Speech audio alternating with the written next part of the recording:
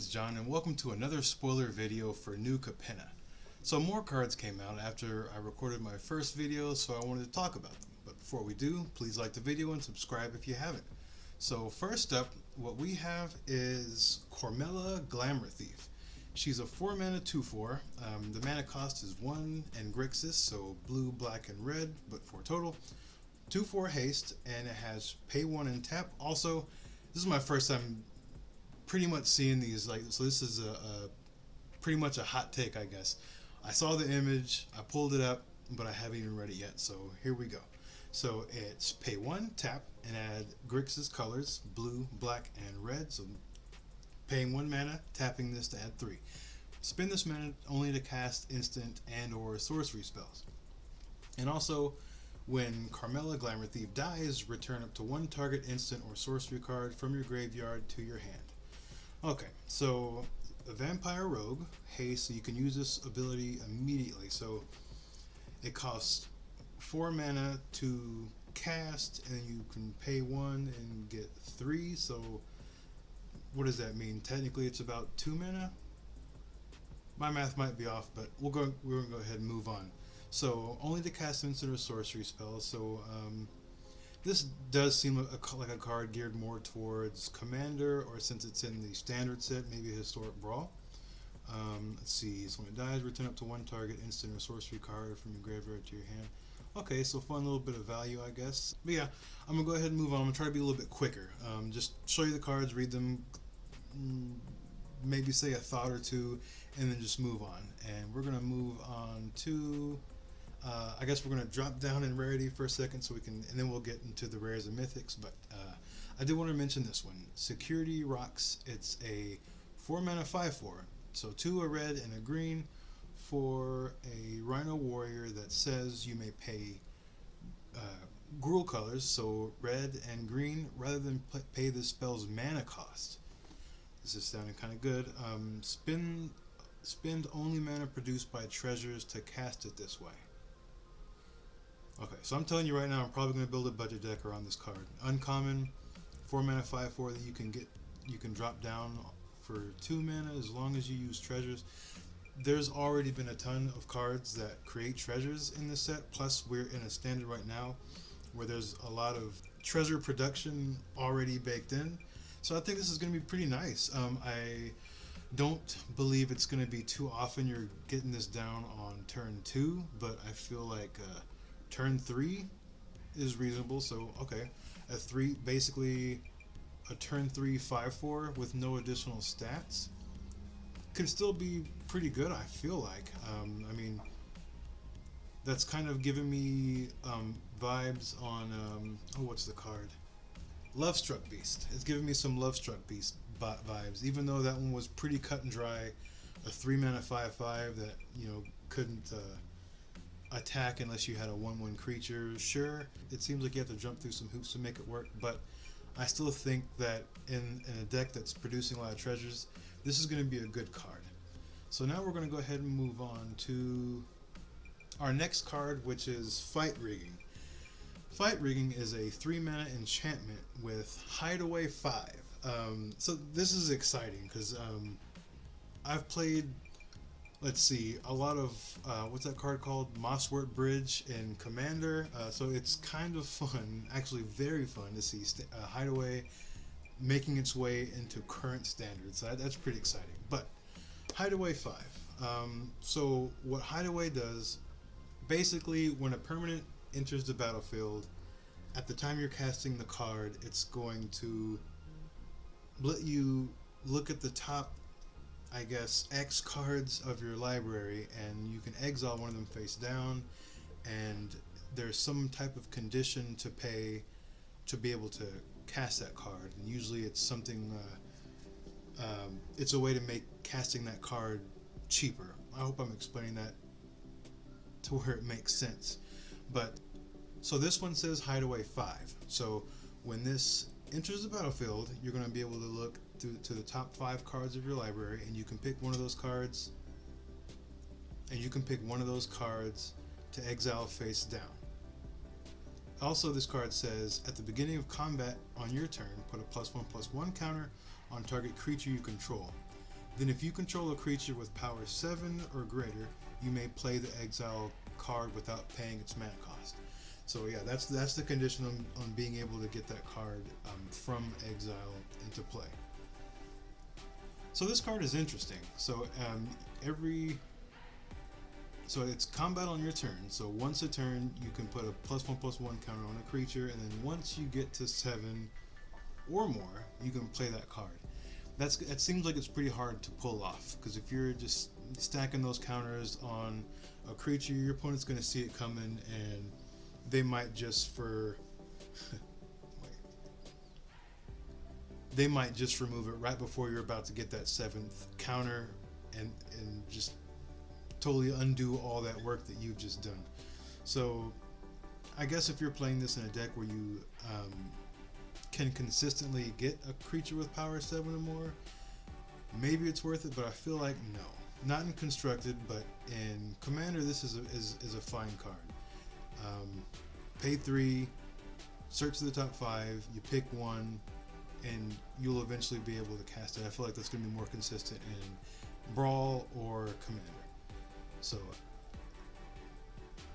that's fight rigging. So we're going to move on to the next card, Maestros Ascendancy. So this is a Grixis enchantment. So 3 mana, blue, black, and red, and it says, once during each of your turns, you may cast an instant or sorcery spell from your graveyard by sacrificing a creature, in addition to paying its other costs.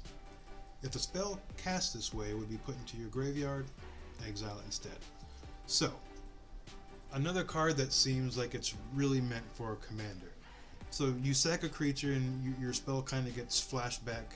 The spells in your graveyard pretty much get flashback for their mana value, just from sacking that creature. Okay. I mean, the card seems fine. You probably could play this in Constructed, but like I said, it does seem like more of a commander card. Okay.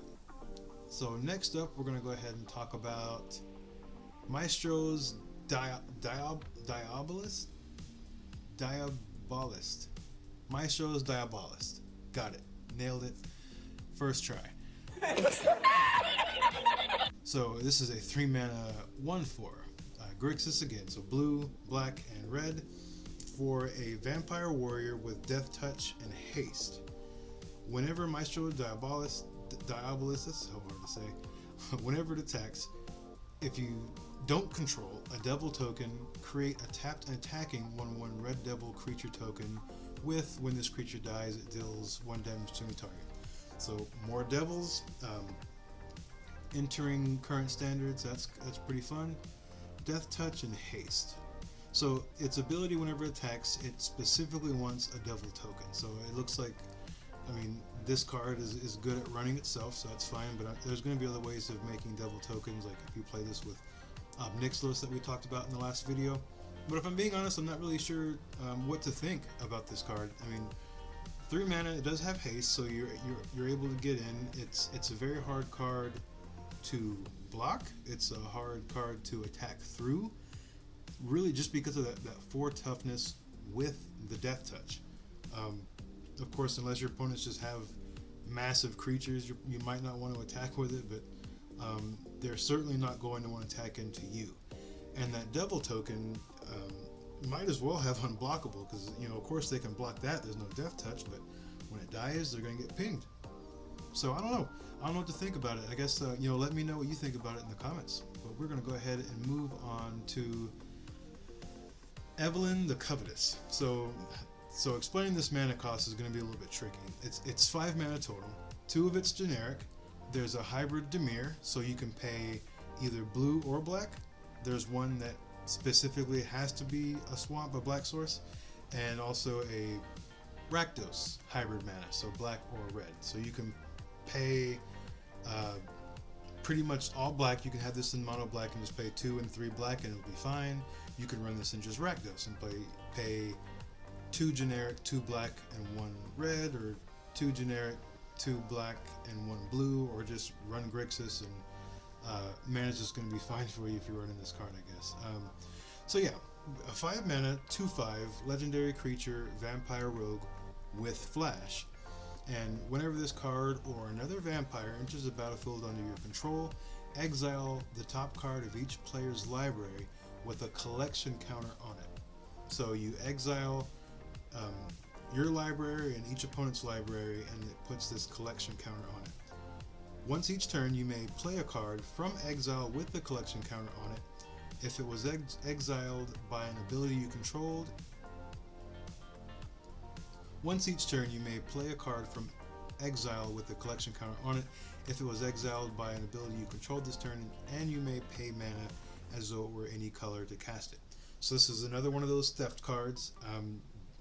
And again, there's a theme here, I guess. We're getting all the commander stuff in right now, but this, especially with flash and this ability, this does seem better as a commander, because you can cast this in response to a scry or a vampiric tutor type of effect, where they search their library for a card and put it on top of their library.